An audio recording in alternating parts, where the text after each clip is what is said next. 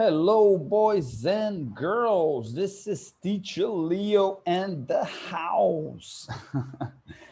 Galerinha do Dinâmica, como vocês estão, pessoal? Espero que estejam todos bem, né?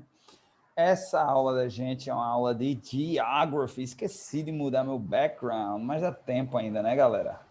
Vamos mudar o meu background. Será que dá tempo de mudar? Choose Virtual Background. Vamos ver, vamos. Geography agora. Ok, let's go. Agora vocês estão entendendo do que se trata a aula de Geography e não de Conversation, né? Principalmente vocês do 9º ano, né? Porque vocês têm minha aula de Conversation e vocês também têm aula de Geography comigo. Ambas vão ficar agora online, pelo menos provisoriamente, tá? Então, boys and girls, a gente hoje vai continuar falando de algo muito interessante, muito importante, que vocês têm que ter um conhecimento bem legal, pelo menos no sentido de incitar a curiosidade de vocês, que é globalization. Globalização. Ok? Anotem esse conceito aí. Se não anotaram, eu já pedi para anotar na aula passada. Mas se não anotaram, anotem. E hoje a gente vai falar, né, de globalization when it comes, né, no que tange a questão de tecnologia e comunicação. Como eu disse a vocês, pessoal, como eu estava falando lá na aula da gente anterior, a globalização, ela realmente tem uma fase interessante, né? Mais ou menos lá nos anos 90, ela surge no fim dos anos 80, né, uma política lá de Ronald Reagan, presidente lá americano dos anos 80, e com a derrocada da União Soviética, né, aquela coisa da Guerra Fria. Vamos voltar um pouquinho, falar um pouquinho de história para a gente poder entender o que acontece nos dias de hoje. Porque, olha, tudo tem uma consequência. Tudo tem uma consequência. Eu não sei se foi a aula que não foi vocês, acho que não, mas eu dei uma aula para algum ano aqui falando sobre a Primavera Árabe, né? Sobre o Arab Spring. Acho que foi o 8º, foi 7º ano, não tenho certeza. E aí eu estava ouvindo um dia desse na CBN, historiadores, né? Iluminados, né? Pessoas altamente qualificadas, explicando, né? O porquê as coisas que acontecem hoje, como a Primavera Árabe afetou lá atrás, né? Se vocês não sabem o que é Primavera Árabe, se não foi nessa aula, foi ou no 8º ou no 7º ano, vocês estudaram isso. Se não estudaram, deem uma lida lá, pesquisem no Google Primavera Árabe, tá? Para entender, e aí ele fala. A CBN, inclusive, ela tem um podcast. Eu não sei se todas as entrevistas da CBN ela libera lá no podcast dela, mas vale a pena, gente. É muito legal, porque é história e é geografia. Você precisa ir lá atrás, e não é muito tempo atrás. A Primavera Árabe começou em 2010, ela aconteceu lá em meados de 2010, 2011, mas ela até hoje ela trouxe consequências. Não só consequências lá para o Oriente, né, para o mundo árabe, mas consequências para a gente também. E eles fazem essa conexão. É muito legal, é muito interessante. Mas voltando para o conteúdo da gente, a nossa aula hoje não é de Primavera Árabe. A nossa aula é sobre globalização no que tange, né, envolvendo a questão de tecnologia e comunicação. E por que é que isso é importante? Eu falei isso em sala de aula para vocês. Se eu não falei, porque são muitas turmas, são muitas escolas, então, mas eu tenho a impressão que eu falei isso para vocês. 60% dos empregos que vocês ocuparão, tá? Quando saírem do ensino médio, né? Alguns de vocês já vai começar a trabalhar de imediato, alguns vai ficar só na faculdade, vai deixar para trabalhar mais na frente, ou estagiar, né? Ou trabalhar, whatever. Mas 60% dos empregos que vocês ocuparão sequer existem, sequer foram criados ainda, tá? para quem duvida, como é que isso é possível, professor? Em 4, 5 anos, que é o tempo que eu vou estar na faculdade, já vai 60% novos empregos, né? O que acontece é o seguinte, gente. Há alguns anos atrás, existia a profissão de digital influencer? Não. Existia editor de redes sociais? Não. Né? Existia youtuber há 10 anos atrás? Né? E tudo bem, o YouTube foi criado em 2004, mas realmente veio ganhar, essas pessoas vieram viver disso agora no século passado, né? Que a gente já está em 2021, no século passado, que as pessoas, ou seja, 10 anos para cá. Né? E tantas outras ferramentas online, tá?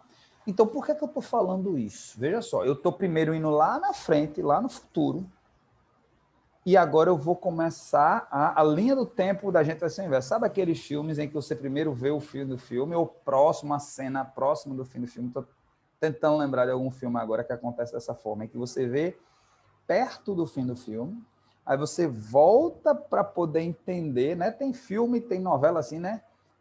4 anos antes, 3 anos antes, 2 semanas antes. Tem um filme que eu assisti um dia desse que era mais ou menos assim, que a pessoa volta no tempo para poder explicar até voltar para aquela cena. E aí você continua o filme. É mais ou menos por aí.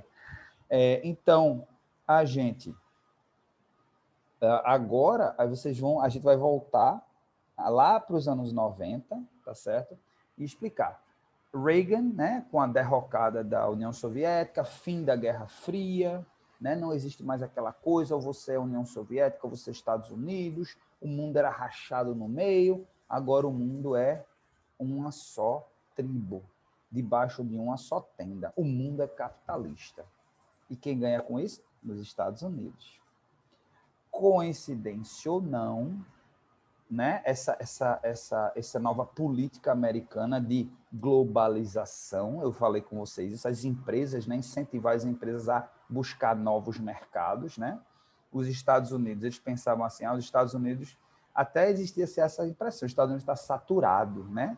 Na população, mesmo com o crescimento da população, a gente não consegue ganhar mais dinheiro do que a gente na velocidade que a gente gostaria de ganhar. Os processos da gente são mais rápidos do que o crescimento da população. Depois se transformou numa... Depois viu-se que isso era um paradigma falso, né? Porque a população americana cresceu muito rapidamente através da migração. Mas é outro ponto. Mas aí veio-se essa questão de vamos atacar outros mercados. Vamos lá. Então, Europa, Brasil, América Latina de modo geral, Austrália, e aí usou-se várias ferramentas, né? Várias ferramentas. A China já começava a ressurgir como uma potência. Japão, grande parceiro americano, né? O Japão. E aí o que é que acontece? As empresas começam, né? Existe uma ala forte contrária à globalização. Algumas pessoas, alguns pensadores achavam que a globalização era uma forma de colonizar, de escravizar os países, né? Que os processos das empresas americanas eram muito mais eficientes, tinham acesso a muito mais dinheiro, muito mais barato, em dólar, né? Então, as nossas empresas nunca que elas teriam condição de competir frente a frente com as empresas norte-americanas. E veja só, quando eu falo norte-americana, é porque isso foi uma política norte-americana, mas outras empresas de outros países também se aproveitaram desse processo. Empresas japonesas, inclusive, né? Dentre elas a gente tem a Sony, né? Essa de videogame, né? A criadora do Nintendo, eu não sei o nome da empresa, eu não sei se o nome é Nintendo mesmo, se é, mas vários países europeus, países geralmente países desenvolvidos, tiraram proveito, pelo menos nesse primeiro momento. E aí o que é que aconteceu? Bom, o processo aconteceu, pessoas foram contrárias, mas o processo aconteceu. As pessoas queriam comer, queriam consumir de uma maneira geral, tá? E nesse momento surge a internet. Ela é criada no começo dos anos 80, tá certo? Mas ela não é nada, ela é só uma intranet de comunicação nos Estados Unidos. Alguém percebe que ela tem um potencial pelo menos de comunicação entre civis, e não só o pessoal da área militar, começa a utilizar para comunicação entre as pessoas.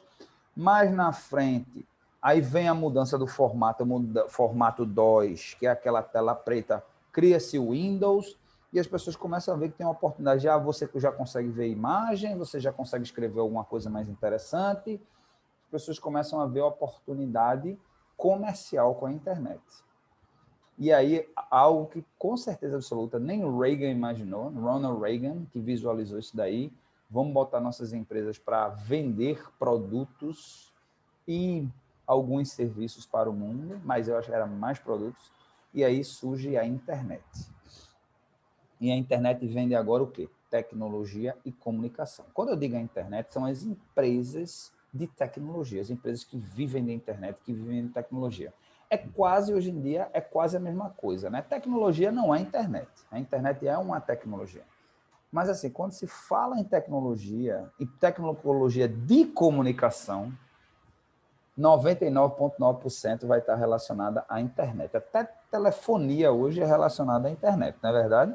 Hoje a gente mal faz ligação com o celular. A gente, praticamente, se você fizer muito, é uma ligação por dia num celular, uma coisa desse tipo, a não ser quem trabalha. Mas o smartphone, ele é 99,9% utilizado para outras tecnologias. Então, com isso, a gente, em fim dos anos 90, aí entra Bill Clinton, já entrou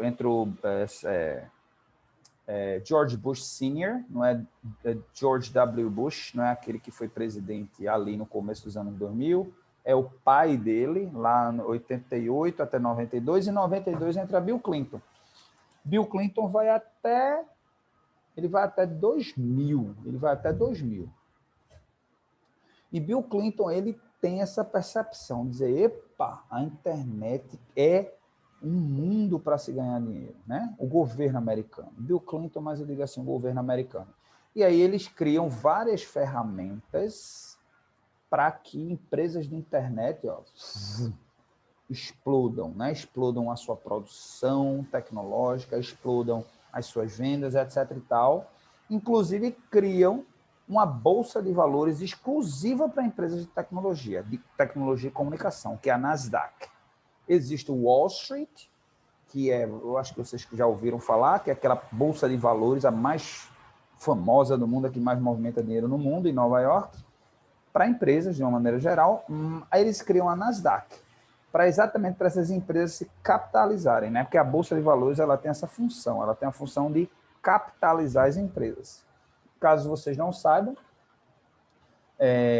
a forma mais barata que existe para uma empresa se capitalizar é abrindo o capital dela na Bolsa de Valores. Tá? O que é abrir o capital? O que é abrir o capital? Abrir o capital é você é o dono da empresa. Vamos dizer que vamos falar uma ideia bem simples, você abriu um restaurante.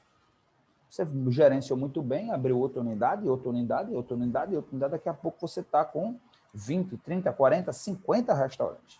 Você é o dono, é o único dono. O que é abrir a empresa, abrir o capital da empresa? É dizer assim, peraí, eu sou o dono, minha empresa tem um patrimônio legal, tá? Eu vou pegar, vamos dizer, eu sou o dono, eu vou pegar 50% do que eu tenho 100% da empresa, eu vou pegar 50%, vou dividir isso em ações, né? E vou vender no mercado de capitais. No caso do Brasil, a gente seria a Bovespa, né? Eu lanço lá, né? Eu lanço lá essa ação no mercado da Bovespa, as pessoas pagam para ter um percentual da minha empresa. Então, o que são as ações? As ações são picadinhos, um pedacinho bem pequenininho da empresa, tá? Então, as pessoas compram esse direito de serem donas da empresa, compram um valor bem pequenininho, outros maior, outros menores, o que quer que seja. E esse dinheiro, de repente, é um aporte de capital. Essa montanha de dinheiro, milhões e milhões de reais, entram no seu bolso, né? Entram para você reinvestir. Obviamente, a intenção é de reinvestir na empresa gratuitamente. Que você não pagou nada por esse dinheiro. Ele entrou para você. Ao contrário, por exemplo, de você, por exemplo, pegar num banco. Você vai pegar num banco um empréstimo, o banco tem que ganhar dinheiro em cima de você. Como é que o banco ganha dinheiro em cima de você? Com juros. Então, você vai pagar um juros, você vai pegar um dinheiro, aí você vai pagando de pouquinho em pouquinho, mas com juros. Ou seja, você pegou, você vai ter que devolver, ainda vai ter que devolver um pouco a mais, que é o lucro do banco. Nesse formato, não. Entrou essa dinheirão todo, e você continua sendo dono. Você não é dono dos 100%, mas você é dono de 50%. Então, você bota milhões e milhões. Agora, você, investe pesadíssimo na empresa. A empresa aumenta o faturamento dela. E o que é que acontece? No final das contas, no frigir dos ovos, você vai ganhar mais dinheiro, porque agora você só tem 50% da empresa, mas a empresa fatura muito mais. E os outros 50% do lucro, né? Você vai ganhar o lucro como dono, e os outros 50% do lucro você divide com aquele pessoal que comprou essas ações. Então, é dessa forma também que as pessoas que compraram as ações ganham dinheiro. Essa é uma forma. Outra forma é através da valorização. Quando você fez isso, vamos dizer que você botou ações lá, e cada ação vale R$ 1.000. Então, as pessoas compraram as ações da sua empresa. Você, reinvestiu. Agora, o que acontece? As ações, o lucro foi muito maior, a empresa está muito mais estruturada. Se era um restaurante, vamos dizer, eram 50 restaurantes ao redor do Brasil, você agora... Deixa eu ver, qual é o investimento que você poderia fazer? Você agora botou chefes internacionais, agora a comida sai muito melhor. Por conta disso, um prato que custava R$ 20, agora ele custa R$ 50, que agora é um chefe internacional que faz aquele prato, né? Aí o gosto do prato é muito melhor. Você investe em serviço. Se não tinha ar-condicionado, você instala ar-condicionado. Se não tinha um valet, né? A gente chama valet aquela pessoa que estaciona carro. Agora você bota um funcionário só para estacionar o carro dos clientes, porque às vezes é uma localização boa, mas não tem um lugar para estacionar. O camarada chega lá e diz assim: eu vou lá, vou comer naquele lugar, vou jantar naquele lugar, que eu pago R$ 50 num prato, mas eu nem me preocupo em estacionar. Chega lá, uma pessoa pega, guarda meu carro, tem garantia, se for roubado, tem seguro, né? Depois, quando eu termino, vem outra pessoa, bota o carro na minha porta, não preciso nem me preocupar com o estacionamento. A gente que mora em Recife sabe a dificuldade que é. Então, resumindo, a gente agrega muito valor, você agrega valor a essa empresa, as ações valorizam, se a ação valia R$ 1.000, agora a ação vai valer R$ 5.000, R$ 6.000. Então, as pessoas que eram donas dessas ações podem vender essas ações e ganhar o dinheiro entra no bolso dela, porque, olha só, uma ação valia 1.000, ela vendeu por 5.000, ela ganhou, se ela vender, ela vende, ela comprou por 1.000, vendeu por 5.000, ganhou 4. Então, as pessoas ganham dinheiro com isso, e você que tinha um lucro X, mesmo agora com 50% da empresa, o dinheiro no seu bolso, o seu lucro aumentou, porque você está cobrando mais caro por um prato, né? E você está vendendo mais, porque as pessoas estão indo mais, né? Você ainda tem 50% da empresa. Então, suas ações, que no começo custavam R$ 1.000, agora elas custam R$ 5.000. E você tem 50% das ações. Então, veja como é vantajoso. Então, voltando para a nossa questão de globalização, né? Nossa aula de globalização não é de mercado de capitais. Para quem se interessa aí por essa questão de mercado de capitais, tá certo? Quem acha isso interessante, né? Quem gosta de matemática financeira. A propósito, só dando uma pausa aqui, outro emprego que há alguns anos atrás não existia é o consultor financeiro, né? Existem vários formatos de consultor financeiro. Existe consultor financeiro daquela pessoa que organiza a vida das pessoas financeiramente, a pessoa gasta muito e não sabe para onde o dinheiro vai. E existe aquele consultor financeiro que é exatamente de pessoas que têm muito dinheiro no bolso, tem dinheiro sobrando no bolso e não sabe o que fazer com o dinheiro. Foi uma profissão que foi criada recentemente, tem poucos anos. Por quê? Porque hoje em dia não vale mais deixar dinheiro, não vale mais a pena deixar dinheiro na poupança. Então, você deixa o dinheiro na poupança, o dinheiro rende menos do que a inflação. A gente tem inflação. O que é a inflação? É a média da subida dos preços dos produtos e dos insumos e dos serviços. A inflação, ela não consegue, a poupança, ela não consegue nem acompanhar essa inflação. Ou seja, se você deixar o seu dinheiro guardado no banco, depois de um ano, seu dinheiro vai valer menos do que ele vale. Não do ponto de vista absoluto, não do ponto de vista do valor em si, mas do ponto de vista absoluto. Né? O que eu quero dizer com isso? Ops. Se eu tenho 10 mil reais na poupança, tá? E houve uma inflação de 10%, eu vou trabalhar com número redondo para facilitar a vida da gente. Houve uma inflação de 10%, então, seus 10 mil reais hoje você consegue comprar X coisas com 10 mil reais. Daqui a um ano, para comprar as mesmas coisas, você vai precisar de 11 mil reais, porque houve uma inflação de 10%. Tudo subiu 10%. Então, se com 10 mil reais você comprava um sofá, uma televisão, vamos dizer que você montava uma sala. Vamos fazer assim, 10 mil reais você monta uma sala. Você compra uma televisão, um sofá, um conjunto de mesa e cadeira, 10 mil.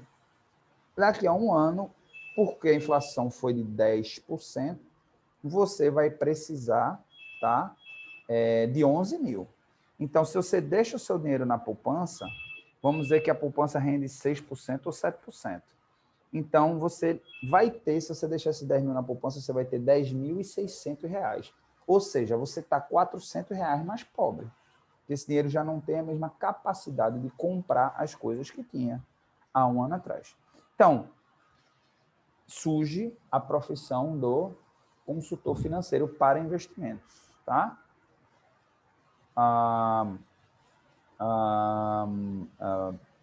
Tá? Então, gente, surge realmente essa profissão para isso, para ajudar essas pessoas a ganharem mais. As pessoas querem ganhar cada vez mais acima da inflação, para enriquecerem, né? A pessoa tem 10 mil reais, ela não precisa desses 10 mil reais, está na poupança. O que é que eu posso fazer para esses 10 mil reais se multiplicarem? E aí cada um vai ter uma razão pela qual, né? Aí eu quero multiplicar porque eu quero trocar de carro, eu quero trocar de apartamento, ou quero esse dinheiro na minha poupança, ou eu quero parar de trabalhar pelo dinheiro, mas quero que o dinheiro comece a trabalhar para mim, ou seja, a intenção é fazer o dinheiro crescer para chegar a um ponto dele poder tirar a inflação e ainda sobrar um dinheiro para ele poder se sustentar com aquele, ele ter um salário daquele dinheiro. Então, várias são as razões e para cada situação você tem um consultor financeiro diferente. Então, é um caso.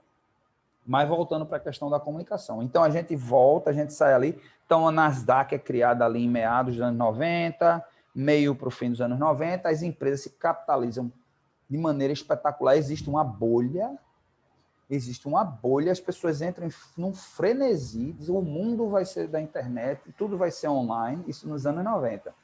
No fim dos anos 90, começo de 2000, existe a explosão, né? O the bubble bursts, né? Assim, a bolha estoura. E as pessoas veem que, calma, não é bem assim. Ainda não existe ferramentas e tecnologias e infraestrutura para isso. Aí, bum, a bolha estoura, mas a Nasdaq continua existindo, as empresas estão bem capitalizadas, e aí, pouco a pouco, a tecnologia ela vai se desenvolvendo, até que 2005, 2006, a Apple desenvolve o formato de smartphone que a gente tem hoje. E aí, de lá para cá, foi só crescimento. Então, a relação, hoje a globalização, hoje as empresas que investiram pesado em globalização se deram muito bem, né? Em novos mercados se deram muito bem, e surgem outras numa segunda fase da globalização, que essas empresas de tecnologia, como Google, como Facebook, como a Apple existia, mas a Apple entra pesado nessa parte mais na frente. A Microsoft já existia, mas entra pesado. Então, você tem a Amazon, né, criada lá no começo dos anos 90, mas ela realmente só, boom, tem essa impulsão depois. E você tem tantas outras empresas, né? Facebook, quando eu falo Facebook, tá, gente? É Facebook, Instagram e WhatsApp. Lembrem-se que essas três ferramentas fazem parte do Facebook, para você ter uma noção do tamanho que é o Facebook. Então, assim, hoje, Olha o desenvolvimento que a globalização nos causou, né? Por outro lado, a globalização, ela também força os profissionais a terem uma qualificação, a serem qualificados. Já não dá mais para uma pessoa que não tem qualificação trabalhar dentro de um mercado desse. Por quê? Porque a globalização ela também cria um outro fenômeno. Essa globalização da comunicação, da tecnologia, ela cria um outro fenômeno. Cada vez mais você tem que ser mais especializado. Cada vez mais você tem que entender mais, pelo menos de alguma coisa. Pelo menos de alguma coisa. Tem gente que entende de várias coisas, mas para você sobreviver, você tem que ser expert, você tem que ser o tampa. Tem que ser o tampa de cruz, né? Como dizia na minha época, o tampa de cruz em alguma coisa, tá? Para isso você precisa da educação, tá? A educação é fundamental para que as populações elas consigam se estabelecer, elas consigam tirar proveito da globalização. Porque se não houver educação, é só as empresas tirando proveito do que as pessoas têm, mas as pessoas não conseguem tirar proveito. Por exemplo, você tem que ser uma pessoa altamente qualificada para trabalhar para o Google, altamente qualificada. Mas a gente usa o Google o tempo todo. O Google tira proveito da gente o tempo todo, porque hoje uma das coisas que mais dá dinheiro no mundo é mineração de informação, que a gente fala em inglês de data, né? Data, informação das pessoas. Então, toda vez que a gente está ali no Google pesquisando, ele está coletando informação da gente. Qual é o comportamento da gente? O que é que a gente pesquisa mais? O que é que a gente pesquisa menos? Por que é que a gente se interessa por isso? Por que é que a gente se interessa por aquilo? Instagram e Facebook, pessoal, vocês que são grandes consumidores, não é diferente, não. Eles estão pegando suas informações e vendendo para outras empresas. O Google é uma das empresas que mais ganha dinheiro no mundo. Por quê? Porque o Google coletando informação. Facebook é uma das maiores empresas do mundo. Por quê? Informação. E você tem uma mistura aí, você tem empresas híbridas, como o Uber, por exemplo, né? Você tem o Uber e tantas outras aí, seguindo aí o Uber, que tiram exatamente proveito de tecnologia, logística e assim sucessivamente, tá? E aí você tem games, aí você tem a criação de videogames, né? Você tem uma série de coisas que advém dessa revolução tecnológica, mas o bebê mesmo, né? A revolução tecnológica é o adolescente, que eu acho que ainda tem muito mais pela frente, eu acho que vem biotecnologia, vem nanotecnologia, vem coisa incrível por aí, mas o bebê é a globalização, o adolescente é a revolução tecnológica, a revolução de tecnologia de comunicação, e eu acho que o adulto vai ser a nanotecnologia, a biotecnologia. Então, a gente vai ter acesso à tecnologia dentro da gente, uma nanotecnologia dentro, ou para desbravar o universo, e o céu é infinito. Eu acho até que a gente vai chegar a um ponto de praticamente descobrir a vida eterna. Não a vida eterna, ninguém vai viver 1000 anos, eu não acredito que alguém vai viver 1000 anos, mas eu tenho a consciência de que em breve, dentro de algumas gerações, vai ser normal a pessoa viver 200, 300 anos. Tenho uma consciência disso. Né? Eu não vou pegar, provavelmente vocês não vão pegar, mas uma coisa é certa, vocês, né, estatísticas mostram que quem nasceu depois do ano 2000, 50% de vocês vai viver até os 100 anos ou mais, tá? 50% de vocês, 50% vai morrer antes, mas veja a revolução. Hoje a média de idade, de mortalidade, é em torno, se eu não me engano, no Brasil, 77, 78 anos, coisa desse tipo. Veja só, em média, se morre com 77, 78 anos, vocês vai ser perto de 100. Os filhos de vocês, com certeza, vai ser 120, 150. E veja só, dentro de 4, 5 gerações, é o que eu estou dizendo, a gente vai ter pessoas morrendo com 200, 300 anos, tranquilamente. Tá bom, boys and girls? Então, é mais ou menos por aí, né? Essa questão aí de globalização, comunicação, tecnologia, tá certo? Eu não trabalhei muitos conceitos aqui, por quê? porque a gente já viu bastante conceitos lá na aula da gente de globalização. Eu estou só aqui tentando, trabalhando em sincronia aqui com o Teacher Júlio, né? Obviamente, ele com certeza vê outros pontos, eu vejo uns, aqui eu vejo uns, ele vê outros, mas assim, a gente junta informação, acho que informação sempre é bom, sempre é interessante, tá certo? E gostaria de desejar a vocês, né, aí um excelente fim de semana, né, já que a aula da gente é liberada aí às 2h30 na sexta-feira, e que tranquilidade, né? Vamos se segurar aí nessa pandemia, nessa quarentena aí de 10 dias. Eu acho que vai se estender por pelo menos mais uma semana. Eu acho que a gente só vai se ver aí depois da Semana Santa. Faz sentido, né? Mas não deixem de perder a rotina, não deixem de perder o foco. E assistam as aulas da gente de Geography, que vocês já estão acostumados, e a de Conversation. De homework, eu queria que vocês fizessem o seguinte, que vocês estudassem, fizessem uma pesquisa em inglês, né, de um parágrafo, só com informações interessantes, sobre uma empresa que surgiu através desse processo de globalização tecnologia, uma empresa que nasceu pelo menos dos anos 90 para cá. Pode ser até uma empresa que nasceu ontem, que nasceu anteontem, que nasceu há um ano.